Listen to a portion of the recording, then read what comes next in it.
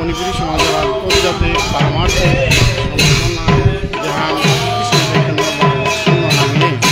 ভারত বাংলাদেশ আন্তর্জাতিক প্রচারে প্রচারণ চালিয়ে দিয়েগা এখানা মাঝে আজি আমি এটা শুভ খেলতামে আনা শ্রীকৃষ্ণ চৈতন্য ভাগবত সুন্দর বাংলাদেশ মোটানে আনো শুভ অভিষেক খান আজি আমি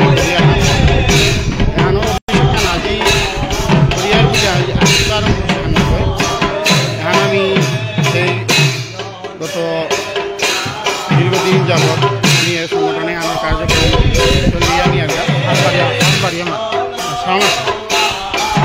সংগঠনে আমার কার্যক্রম চালিয়ে দিয়েগা তো এখন আজ আমি বাংলাদেশ কমিটি আর নির্বাচন করে নিকা আমার বানুগাস কর্ণাটক এখানে গাঙান কিনা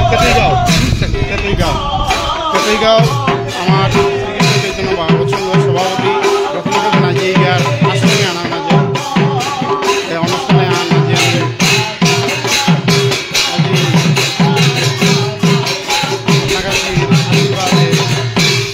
অনুষ্ঠানে পরিচালনা করিয়া ভাবিয়ে আমার আশীর্বাদ করে দিয়া মুঙে দিয়া দিয়া আমি আসবো সমাজের পারমার্থিকভাবে ভগবান অনাজিরাজি গরিব সেবায় পারমার্থিক জ্ঞান অর্জন করার মাধ্যমে যাতে আমি না পারি সেই কতগুলো মাঝে আপনার কাছে আশীর্বাদ আমাদের নিয়ে করা দরকার তো আমি বর্তমানে ব্যক্তিগত করি আমি আশীর্বাদ মানে দিয়া আমি আমার আশীর্বাদ করে দিলাম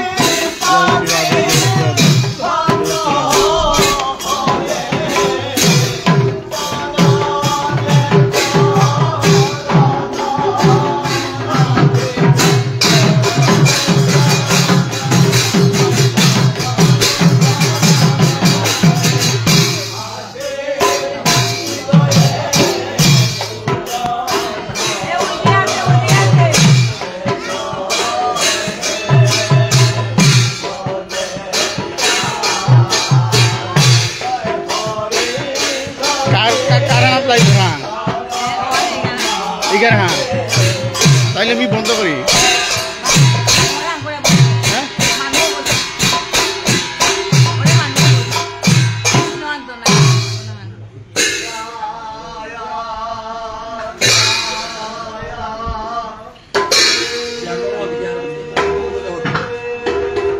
আমার সঙ্গে বাবার সঙ্গে আইডি করতে শোনা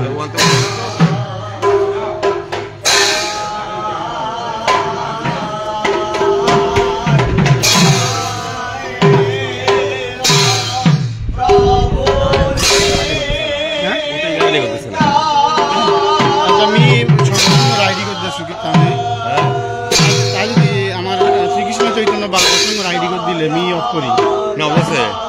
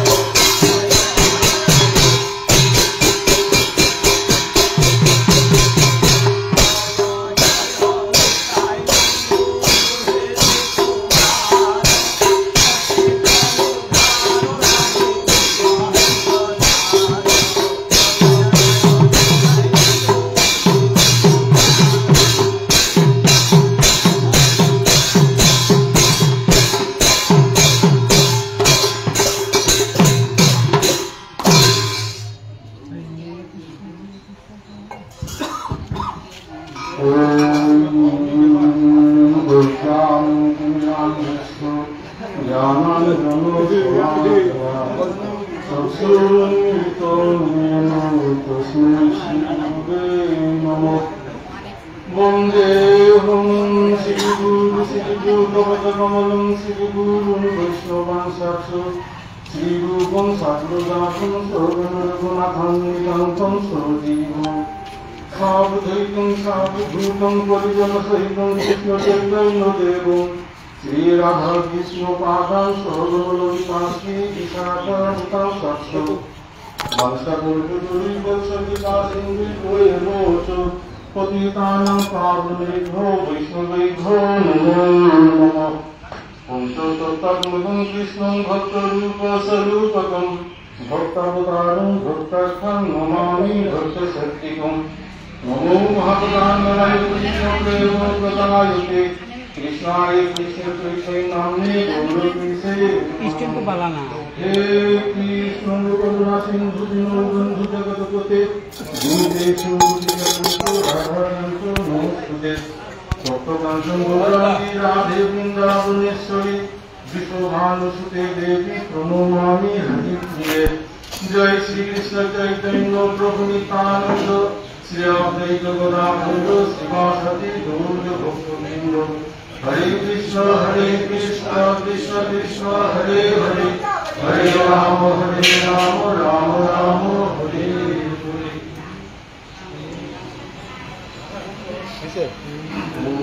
নারায়ণং শ্রীকৃষ্ণং দেবীং সরস্বতীং ব্যাসং ততো জয়ముదిరయత్। ঈশা বৈশ্বমিদং সর্বং यत्किञ्चित् जगत्तानि जगत्तेनुगुन्दिता मा गिदो कैससि गुणम्। श्री गौरभक्तबৃন্দ, আজকে এক বিশেষ দিন। 410 বছর পূর্বে আজকের এই শুভ দিনে আমাদের পরম ভাগবত শ্রীল কৃষ্ণদাস কবিরাজ গোস্বামী কর্তৃক শ্রী শ্রী চৈতন্য চরিতামৃত গ্রন্থ সংকলন সমাপ্ত হয়। আজকে 410তম শ্রী শ্রী চৈতন্য চরিতামৃতর জয়ন্তী। এই বিশেষ দিনে আন্তর্জাতিক শ্রীকৃষ্ণ চৈতন্য ভাগবত সংঘের উদ্যোগে বাংলাদেশের এই আয়োজন আমাদের নিমন্ত্রণ পত্রে উল্লেখিত আছে। ভারত বাংলার সেই আন্তর্জাতিক শ্রীকৃষ্ণ চৈতন্য ভাগবত সংঘের মাননীয় সভাপতি এবং মাননীয় সাধারণ সম্পাদককে আমরা সংবর্ধনা দেব এবং ভজন কীর্তন আরতি তারপরে শ্রী শ্রী চৈতন্য চরিতামৃত পাঠ আজকের আলোচনা সূচিতে এগুলো আছে।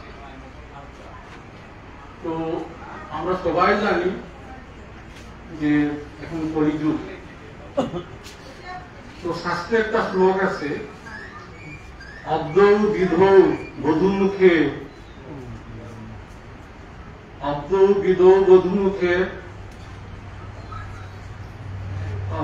অব্দৌ বিধৌ বধূমুখে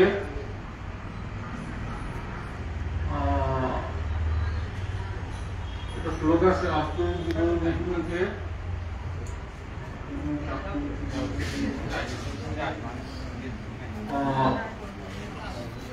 ফণিনাং নিবাসে স্বর্গে সুধা বসতি। শ্লোকের তাৎপর্য একটু প্রার্থনা করতেছি। যেহেতু এখানে গোবিন্দ বিরাজমান এবং বৃন্দা দেবী বিরাজমান এবং আপনাদের মতো বৈষ্ণব যেখানে আছে, এখানে নিজের ব্যক্তিগত কথা বলার কোন সুযোগ নাই। আমি যা বলবো এটা বৈষ্ণবের কৃপায়, বৃন্দা দেবীর কৃপায়, রাধা গোবিন্দের কৃপায়, তাদের কৃপার মাধ্যমে, বৈষ্ণবের কৃপার মাধ্যমে আর কি আমার দক্ষিণিক আলোচনা। এই আলোচনাতে ভুল থাকতেই পারে। বৈষ্ণব সকলের চরণে আমি ক্ষমা প্রার্থনা করছি। তো আব্দুল বিদৌ বধিমুখে ফণিনাং নিবাসে স্বর্গে সুধা বসতি বিবুধা বদন্তি। বিবুধা মানে পণ্ডিত, পণ্ডিতরা বলতেছেন অব্ধ, অব্ধ মানে সাগর। সাগরে কি আমরা জানি যে দেবাসুরের যুদ্ধ প্রধানত অমৃত লাভের জন্য, অমৃতের আশায় অসুররা যুদ্ধ করেছিল। তো অমৃত কোথায় থাকে? মুনিঋষিরা পণ্ডিতরা এখানে বলতেছে আর কি যে পণ্ডিতরা খোঁজ করতেছেন এই অমৃত কোথায় পাওয়া যায়। তো বলতেছে মুনিঋষিরা একজন বলতেছে অব্ধ, অব্ধ মানে সাগরে, অর্থাৎ যেহেতু সমুদ্র মন্থন থেকে অমৃত উৎপত্তি, তো অনেকে বলতেছে অমৃত সাগরেই আছে। অব্ধ বিধ, বিধ মানে চন্দ্র, সমগ্রহ, চন্দ্রে সুমরস আছে অমৃত। তো বলা থাকে যে এক একজন বলতেছে যে সমুদ্রে অমৃত আছে, আরেকজন বলতেছে চন্দ্রলোকে অমৃত আছে। অব্দ বিধ বধূ মুখে, কামী পুরুষ বলতেছেন যে বধূর মুখে অমৃত আছে। অব্দ বিধ বধূ মুখে ফণিনাং নিবাসে, ফণিনাং মানে পাতালে আর কি, যেখানে স্বর্গ বিরাজ করে। ফণিনাং নিবাসে পাতালে স্বর্গ আছে। অব্দুল বিদৌ বধূ মুখে ফণিনাং নিবাসে স্বর্গে সুধা বসন্তি বৌ বিবুধা বদন্তি।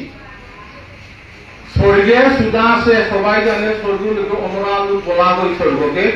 স্বর্গ অমর রূপ, কারণ স্বর্গে অমৃত আছে। কিন্তু শুনেন দেখেন এখানে খারং ক্ষয়ং প্রতিম্বিকং গরলং পর্যন্তং। খারং যদি সাগরে যদি অমৃত থেকে থাকতো তাইলে সাগরের পানি লোনা হয় না। বোঝা গেল যে সাগরে অমৃত নাই।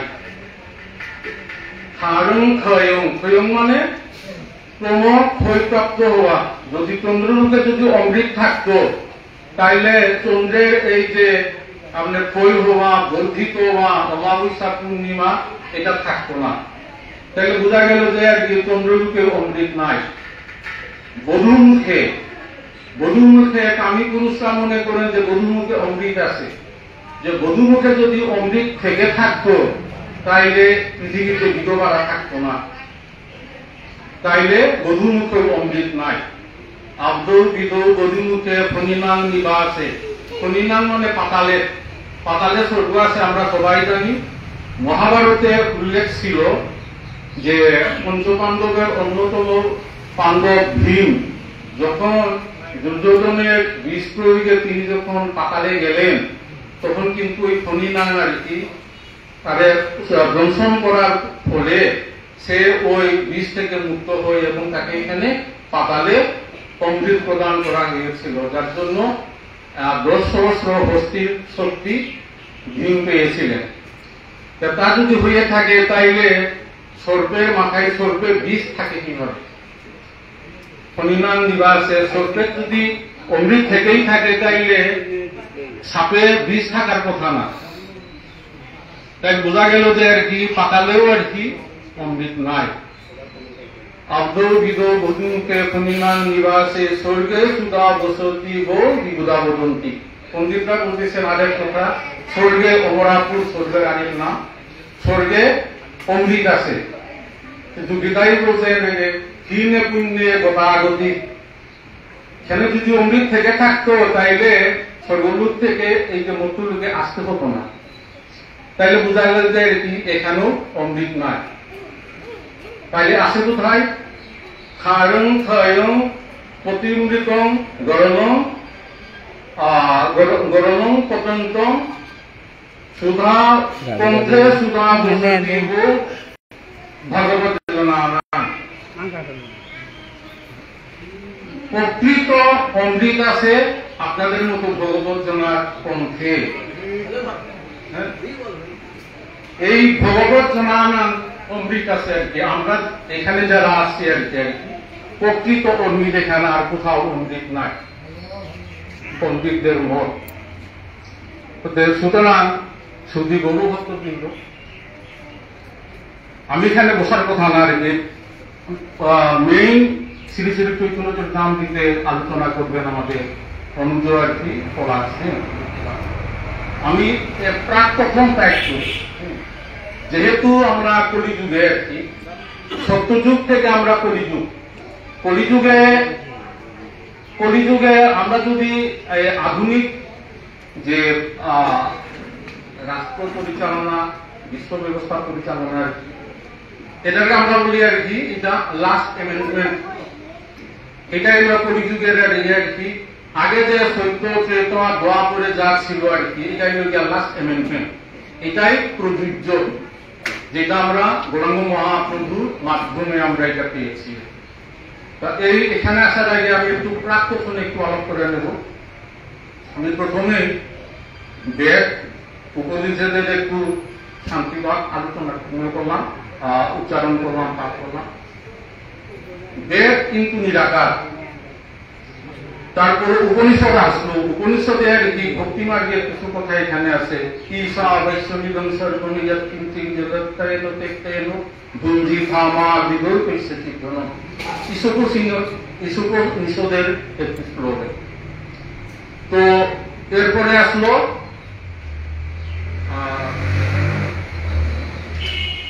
ত্রেতা যুগ। আমরা জানি যে 18 পুরাণ, 14 শাস্ত্র, নবব্যাকরণ এবং ন্যায় দর্শন অনেকগুলো শাস্ত্র আছে।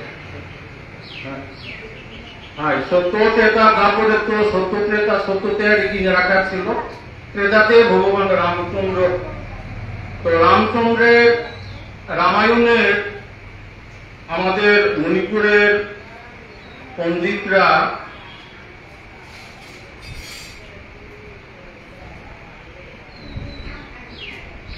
রামায়ণ এক শ্লোকে, শাস্ত্রে আছে এক শ্লোকে রামায়ণ, এই শ্লোকটা পড়লে রামায়ণ পাঠ করা হয়ে যায়। আমি একটু পড়ি আর কি, যেহেতু আমি ক্রমান্বয়ে আসতেছি আর কি, চৈতন্য চরিতামৃত যখন আসবে আর কি, আমাদের অনুযোগ চৈতন্য চরিতামৃত থেকে আলাপ করব।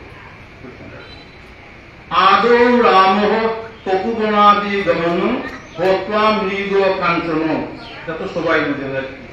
আদৌ প্রথমে রাম তপুবনে গেলেন, হত্যা মৃগ কাঞ্চন, স্বর্ণময়ী আর কি যে মৃগকে হত্যা করলেন আর কি। বৈদেহী হরণ, সীতামাতাকে হরণ করা হলো। জটায়ু হরণ, জটায়ুকে বধ করা হলো। সুগ্রীব সম্ভাষণ, তারপরে সুগ্রীবকে সম্ভাষণ করলেন, সুগ্রীবের মাধ্যমে লঙ্কাতে গেলেন। বালিনী দলন, সমুদ্র তরণ, লঙ্কা পরিদাহন, পশ্চাৎ রাবণ কুম্ভকর্ণ হনন, এতদ্ধি রামায়ণ। এক শ্লোকে রামায়ণ শেষ। মহাভারত 21 শ্লোকে মহাভারত। আদৌ পাণ্ডব ধার্তরাষ্ট্র জনন, লাক্ষা গৃহে দাহনম। এখন কাউকে বুঝতেছেন, দেখার প্রয়োজন নাই।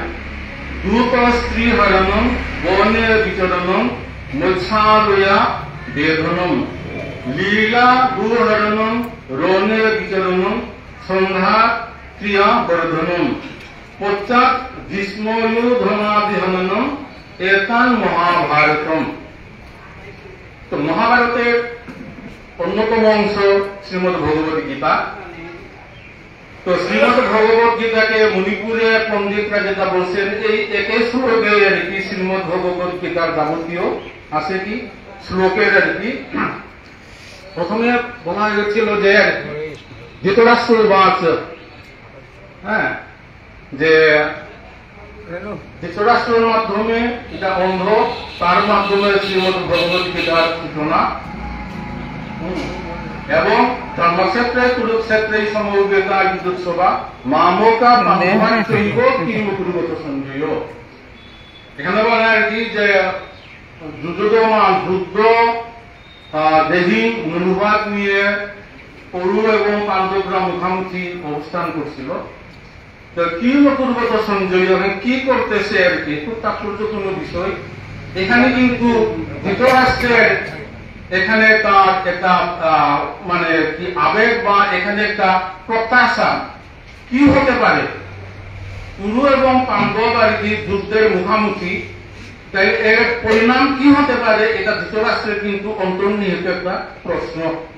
কি পরিবর্তন সঞ্জয়, সে সঞ্জয় আর কি তা কি করতেছে বা পরিণাম কি হবে, তার উত্তরটা কিন্তু সঞ্জয় মুনি প্রথমে দেন নাই, দিলেন কিন্তু ওই 7 নম্বর শ্লোকে দিলেন। সঞ্জয় উবাচ যত্র যুগেশ্বর কৃষ্ণ যত্র পার্থ ধনুর্ধর তত্র শ্রীর বিজয়ী ভূতি ধ্রুবা নীতির মম। উত্তরটা দিয়ে দিলেন, যেখানে যুগেশ্বর কৃষ্ণ আছে, যেখানে পাণ্ডব আছে, সেখানে শ্রী থাকবে, ভালো থাকবে, সেখানেই আমি বিস্তারিত বললাম না আর কি, এখানেই বিজয়ী হবে, এটাই গিয়া হ্যাঁ শেষ।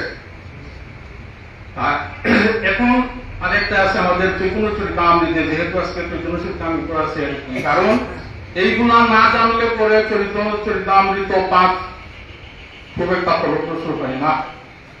তো চৈতন্য চরিতামৃত এটা কিন্তু আমাদের সত্য ত্রেতা দ্বাপর এর সর্বশ্রেষ্ঠ গ্রন্থ হইল শ্রীমদ ভাগবতম, অমর পুরাণ যাকে বলা হয়। তো এই অমর পুরাণ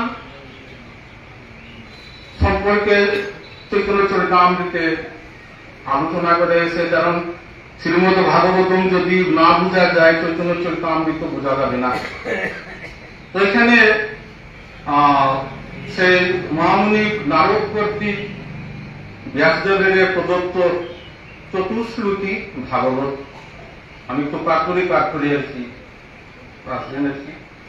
শ্রী ভগবান উবাচ জ্ঞানং পরমং ভুজ্যং ইয়ে মে যত বিজ্ঞান সমন্বিতম স্বরহস্য তদঙ্গোচ্চ গৃহান গতিতং ময়া যাবানোহং যথা ভাব তদ্রূপ গুণ কর্মকঃ তথৈব তত্ত্ব বিজ্ঞানমস্তু তে মদনুগ্রহাৎ ওহো মে বাস মেবাগ্রে নাইনাত যৎ সৎসৎ পরম পশ্চাদহং যদেতচ্চ ইহোব শিষ্যেত সুবৈশ্রম রীতেহর্থং যোগ প্রতীয়তে নো প্রতীয়তে চাত্মনি তদ বিদ্যা মনু মায়াং যথা ভাস যথা তম যথা মহান্তি ভূতানি ভূচেতুচ্চাবচ্চেষ্টনু প্রবিষ্টান্য প্রবিষ্টানি তথা তেষু তেষহম এতাব দেব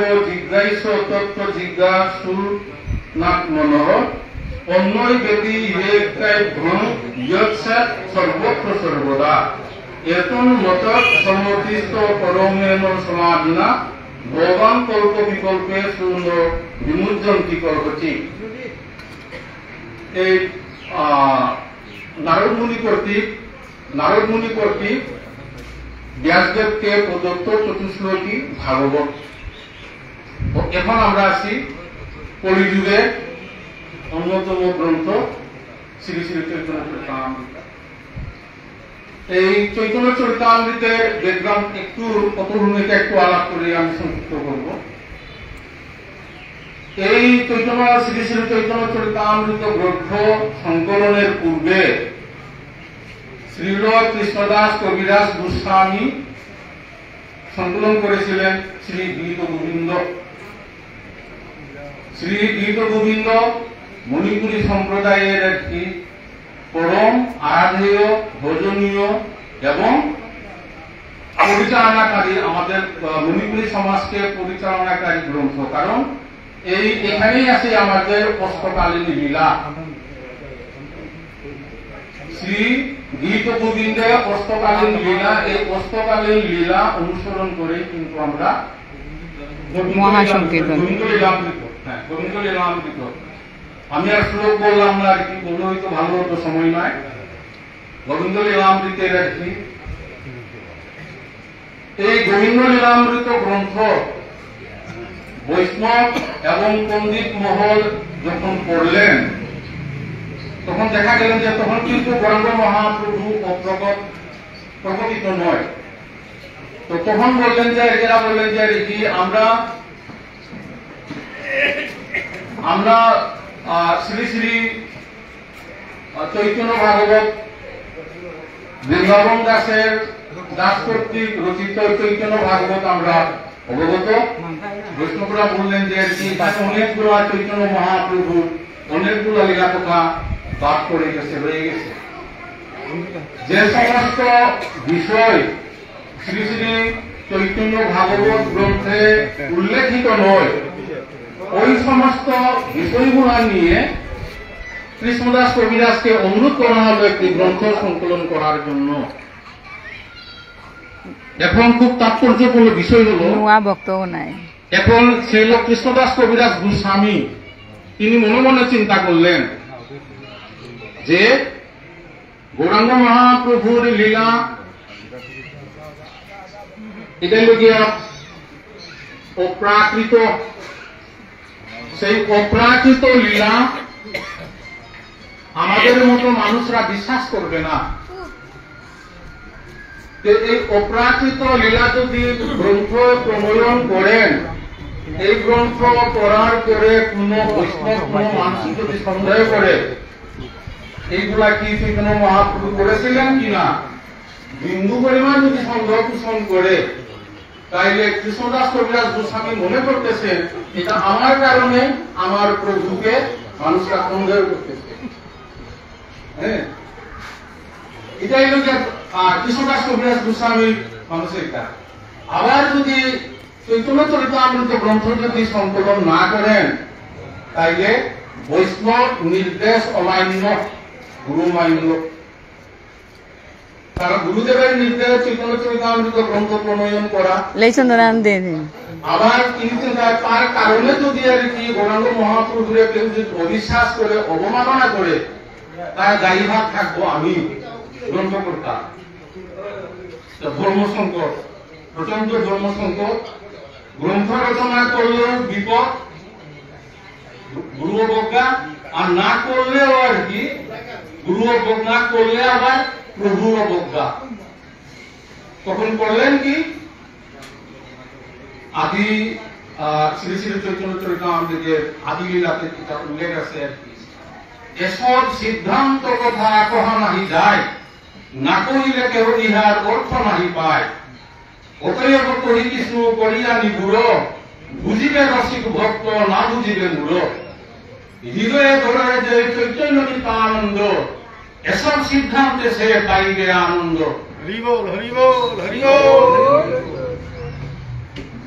এসব সিদ্ধান্ত কথা, সিদ্ধান্ত কখন আছে? আমরা আজকে সিদ্ধান্ত নেব বাংলাদেশের কমিটির সভাপতি কে হবে, সেক্রেটারি কি হবে, এটাই চূড়ান্ত। অর্থাৎ চৈতন্য চরিতামৃত গ্রন্থ বলতেছে সিদ্ধান্ত গ্রন্থ, কিন্তু কহা নাহি যায়, যে কোনো জায়গাতে এটা বলা যাবে না। এসব সিদ্ধান্ত কথা কহা নাহি যায়, না কহিলে কেহ ইহার তত্ত্ব নাহি পায়। আর না বললেও আর কি এটা কেউ বুঝতে পারবে না। তাইলে গ্রন্থকর্তা বললেন যে আর কি, অতএব কহি কৃষ্ণ করিয়া নিগুড়, বুঝিবে রসিক ভক্ত না বুঝিবে মূঢ়। অর্থাৎ মূঢ় মানে আর কি চৈতন্য চরিতামৃতের কঠিন শব্দ এখানে ইউজ করা হয় না। মূঢ় অর্থ মূর্খ, মূর্খ জিনিসটা বললে একটু খারাপ লাগে, কিন্তু মূর্খ না বলে বললেন মূঢ়। যে সমস্ত চৈতন্য মহাপ্রভু নিত্যানন্দ প্রভু প্রতি আর কি অবজ্ঞা আর কি কিছুই জানে না, এরা মূর্খ, এরা কিছুই বুঝবে না। অতএব কহি কিছু করিয়া নিগুড়, বুঝিবে রসিক ভক্ত না বুঝিবে মূঢ়। হৃদয়ে ধরে যে চৈতন্য নিত্যানন্দ, এসব সিদ্ধান্তে সে পাইবে আনন্দ। যে সমস্ত ভক্তবৃন্দ চৈতন্য মহাপ্রভু নিত্যানন্দ প্রভুর প্রতি শ্রদ্ধাবান, তারা কিন্তু চৈতন্য চরিতামৃত পাঠ করে হৃদয়ে আনন্দ পাবেন। শুধু গৌরভক্ত মন্দিরে বিস্তারিত আলোচনার সুযোগ নাই, সময় তো। এখন আজকে যে চৈতন্য চরিতামৃত জয়ন্তী, তো এর পরবর্তী এবং পরে যে আসতেছেন আর কি আমাদের সেই অনুজ প্রতিম পলাশ সিংহ, চৈতন্য চরিতামৃত গ্রন্থের উপর তিনি করবেন। আমি জাস্ট সত্য করি আর কি এই বৃন্দাবন দাস এবং গোবিন্দ লীলামৃত গ্রন্থ দক্ষিণে আলোচনা করলাম। পরবর্তীতে আর